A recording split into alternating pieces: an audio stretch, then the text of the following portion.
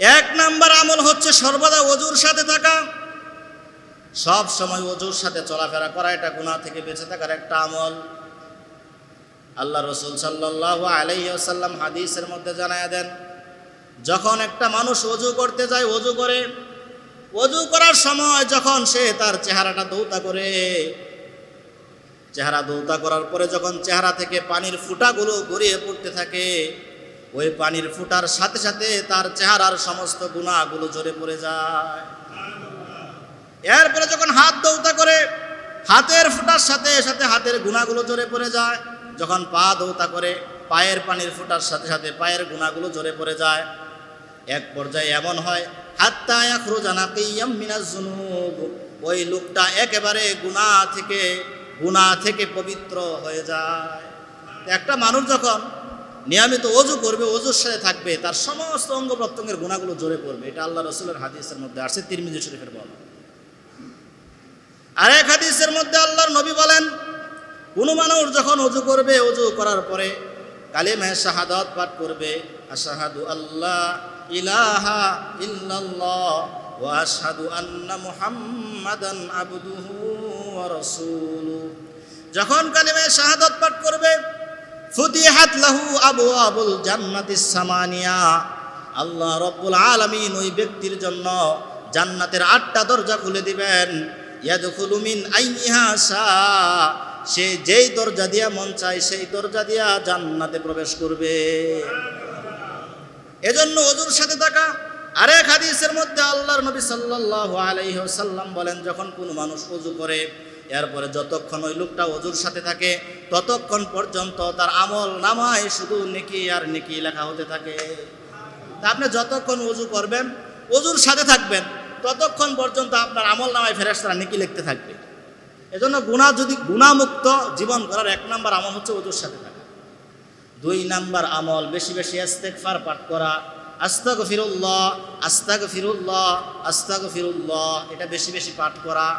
আল্লাহ রাব্বুল আলামিন কোরআনে ওয়াদা করেছেন, যেই লোকটা বেশি বেশি ইস্তেগফার করবে, আমি আল্লাহ রাব্বুল আলামিন তার জীবনের সমস্ত গুনাহগুলি ক্ষমা করে দেব। এটা সূরা নূহের মধ্যে আছে, এটাও কোরআনের ওয়াদা। এজন্য ইস্তেগফার পাঠ করবেন, অথবা আল্লাহুম্মা গফিরলি আল্লাহুম্মা গফিরলি আল্লাহুম্মা গফিরলি, এই দোয়াটি বেশি বেশি পড়বেন। এটা হচ্ছে ইস্তেগফার। 3 নাম্বার আমল হচ্ছে সকল কাজ বিসমিল্লাহির রহমানির রহিম বলে শুরু করা। যত কাজ করবেন সকাল থেকে সন্ধ্যা পর্যন্ত, সব কাজগুলো বিসমিল্লাহির রহমানির রহিম বলে শুরু করবেন। মানুষ যখন 5 ওয়াক্ত সালাত আদায় করে, তখন আল্লাহ রাব্বুল আলামিন ওই লোকটার 5 ঘন্টার জিম্মাদারি গ্রহণ করেন। আর বিসমিল্লাহির রহমানির রহিমের মধ্যে 19টা অক্ষর আছে। যখন একটা মানুষ সকল কাজ বিসমিল্লাহির রহমানির রহিম বলে শুরু করবে, বাকি 19 ঘন্টার দায়িত্ব স্বয়ং আল্লাহ রাব্বুল আলামিন গ্রহণ করবেন। যেন আল্লাহ রাব্বুল আলামিনের জিম্মায় যদি থাকতে চান, দিনের প্রত্যেকটা কাজ, রাতের প্রত্যেকটা কাজ আপনি বিসমিল্লাহ বলে শুরু করবেন, বিসমিল্লাহির রহমানির রহিম। একজন বুজুর্গ ছিল বিশরে হাফি। এই লোকটা নেশাখোর ছিল, মদখোর ছিল, সারাদিন মদ পান করতো, গাঁজা সেবন করতো, নেশাখোর।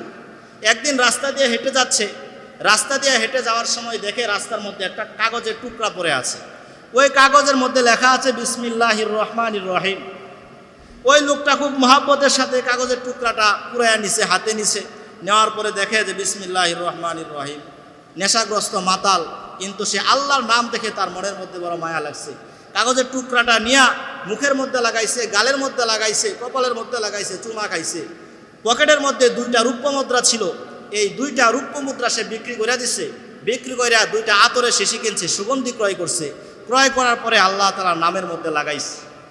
সে কিন্তু নেশাগ্রস্ত, এই অবস্থায় আল্লাহ তাআলার নামের মধ্যে লাগাইছে। আল্লাহ রাব্বুল আলামিন ঘোষণা দিয়ে দিয়েছেন, ও বিশরে হাফি, তুমি 2টা রূপ্য মুদ্রা দিয়া আতর ক্রয় কইরা আমার নামের মধ্যে লাগাইলা, আমি আমার নামকে সুগন্ধিময় করলা, আমি আল্লাহ রাব্বুল আলামিন তোমার নামকে দুনিয়া এবং আখিরাতে উভয় জায়গাতে জাহানে সুগন্ধিময় করে দেব। তাহলে আল্লাহ রাব্বুল আলামিন ওই লোকটাকে পরবর্তীতে বিশাল বড় ওলি বানাইছিলেন, বিশরে হাফি রহমতুল্লাহ। এজন্য প্রত্যেকটা কাজ বিসমিল্লাহির রহমানির রহিম বলে শুরু করা, এটা তো আর কঠিন কিছু না। 4 নাম্বার করণীয়, 4 নাম্বার আমল হচ্ছে 5 ওয়াক্ত সালাত ঠিক মতো আদায় করা। আল্লাহ রব্বুল আলামিনের কুরআনের ওয়াদা, ইন্নাস সালাতা তানহা আনিল ফাহশাই ওয়াল মুনকার, নিশ্চয়ই নামাজ মানুষকে অশ্লীল অন্যায় মন্দ কাজ থেকে বারণ করে, নিষেধ করে। বলতে পারেন হুজুর নামাজ পড়ে চুরি করে, নামাজ পড়ে মিথ্যা কথা বলে, নামাজ পড়ে ঘুষ খায়, নামাজ পড়ে সুদ খায়, নামাজ পড়ে জিনা করে, এরকম লোকের অভাব নাই।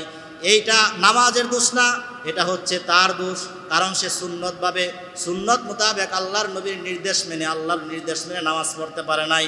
কোনো ব্যক্তি যদি ঠিক মতো নামাজ আদায় করতে পারে, 5 ওয়াক্ত সালাত আদায় করতে পারে, আল্লাহ রব্বুল আলামিন ওই লোকটাকে অবশ্যই গুনাহ থেকে মুক্ত করবেন। এটা আল্লাহর ওয়াদা। এখন আমার নামাজ আমাকে গুনাহ থেকে বিরত রাখতে পারে না, এটা আমার দুর্বলতা। আল্লাহর কুরআন মিথ্যা হতে পারে। 5 নাম্বার আমল গুনাহ থেকে বাঁচার, 5 নাম্বার আমল হচ্ছে নেককার ব্যক্তিদের সাথে চলাফেরা করা। এটা অনেক কার্যকরী। আপনি যার সাথে চলবেন আপনার লাইফটা তেমন হবে। আপনার সঙ্গীরা যদি ভালো হয় আপনার জীবন ভালো, আপনার সঙ্গীরা যদি মন্দ হয় আপনার জীবন মন্দ। যা বাংলায় প্রবাদ বলে যে সৎসঙ্গে স্বর্গবাস, অসৎ সঙ্গে সর্বনাশ। আপনি যদি চোরের সাথে চলাফেরা করেন 2 দিন আগে আর পরে আপনার চোর হয়ে যাবে। আপনি মিথ্যুকের সাথে চলাফেরা করেন 2 দিন আগে আর পরে আপনিও মিথ্যা কথা বলবেন। আপনি যদি একজন আল্লাহর ওলির সাথে চলাফেরা করেন 2 দিন আগে আর পরে আপনি আল্লাহর ওলি হয়ে যাবেন। এটাই বাস্তবতা।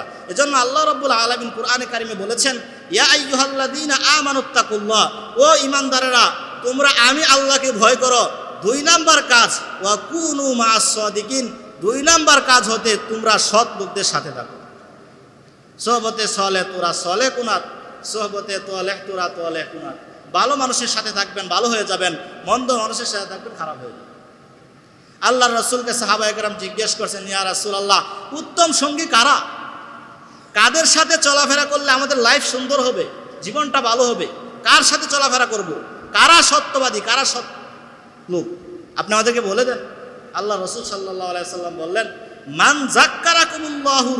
যাক্কারাকুমুল্লাহ রুয়াতুহু, যেই লোকটাকে দেখলে আল্লাহর কথা স্মরণ হয়, যেই লোকটাকে দেখলে দ্বীনের পথে আসতে মন চায়, ওই লোকটাই হচ্ছে তোমাদের উত্তম সঙ্গী। যেই লোকটাকে দেখলে এলেম বৃদ্ধি পায়, আমল বৃদ্ধি পায়, আখিরাতের কথা স্মরণ হয়, ওই লোকটা হচ্ছে তোমাদের উত্তম সঙ্গী। তোমরা এমন লোকের সাথে চলাফেরা